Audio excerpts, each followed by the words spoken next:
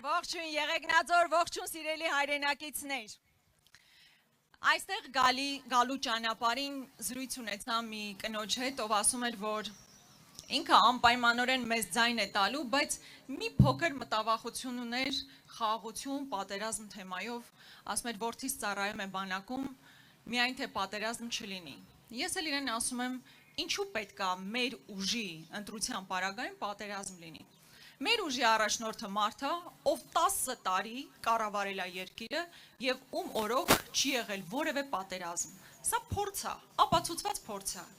Եվ ավելացրեցի, ես որպես մայր ձեզ ասում եմ, պատերազմ չի լինելու։ Իմ տղան հաջորդ իշխանության ժամանակ գնալու է բանակ եւ արժանապատիվ ծառայելու է իր հայրենիքին, ինչպես բազմաթիվ մեր տղաներ եւ վերադառնալու է տուն։ Հետևաբար այն կեղծ խոսույթը պատերազմի մասին ուղղակի մոռացեք,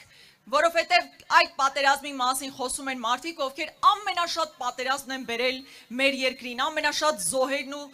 զիջումներն են պատճառել մեր ժողովրդին ու մեր երկրին։ Հետևաբար, երբ որ որևէ մեկը խոսի ձեզ հետ պատերազմի հավանականության մասին, ուղղակի ասեք, որ կա փորձ, չպատերազմի եւ կա իշխանություն, որ միայն ու միայն պատերազմ է բերել մեր երկրին։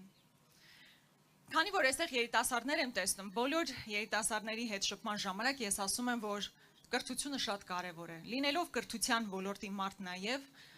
ուզում ենք ձեզ առաջարկել շատ կարևոր մի դրույթ՝ անվճար կրթությունը։ Ես գիտեմ, որ Վայոց ձորի երիտասարդությունը լավ կրթություն է ստանում եւ հակված է ավելի Երևանում պետական համալսարաններում կրթությունը շարունակելու։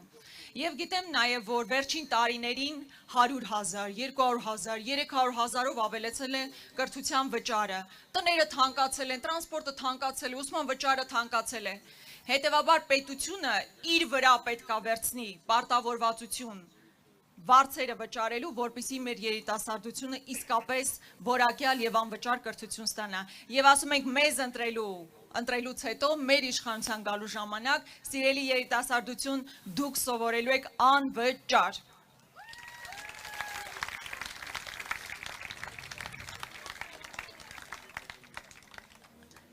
Ես մի կարևոր դրույթի մասին եւս ուզում եմ խոսել։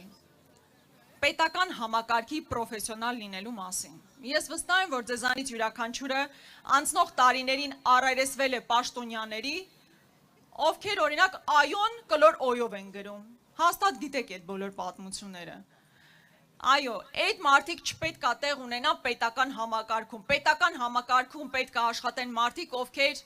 ի վիճակի են, ովքեր գիտակցում են, որ իրենք պետությանն են ծառայում եւ ովքեր պրոֆեսիոնալ են, սա անչափ կարեւոր է։ Մենք պրոֆեսիոնալների կառավարություն ենք ձևավորելու, ոչ թե կուսակցական նախընտրությամբ, ոչ թե խնամի ծանոթ բարեկամի տրամաբանությամբ, այլ մարդիկ, ովքեր արժանի են զբաղեցնել այդ պաշտոնը, որովհետեւ այդ պաշտոնի բերումով պետքա ծառայել ժողովրդին։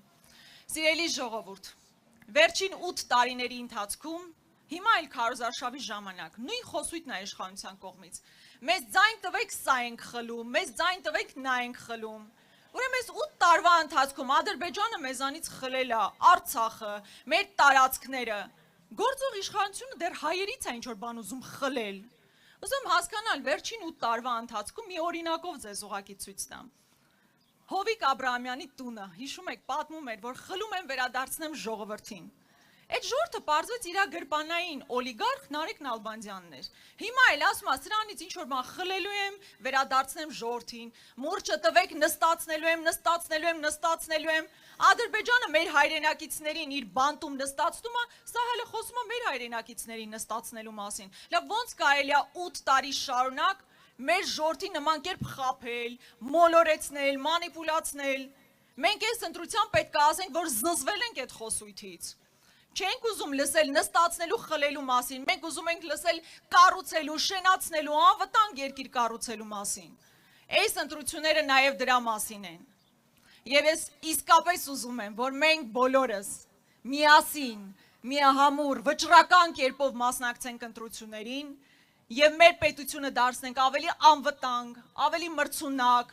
ավելի լավ կրթական համակարգով, ժամանակակից, բայց սեփական արմատներին հավատարիմ, պահպանելով սեփական ինքնությունը։ Ու սրանք բառեր չեն,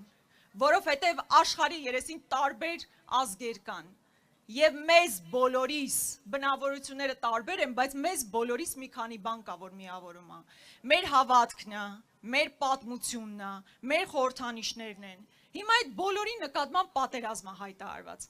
Մենք այդ պատերազմում հաղթելու ենք, հայ մարդը հաղթելու է եւ ամուր պահելու է իր պետականությունը։ Հետևաբար հունիսի 7-ին ընտրում ենք,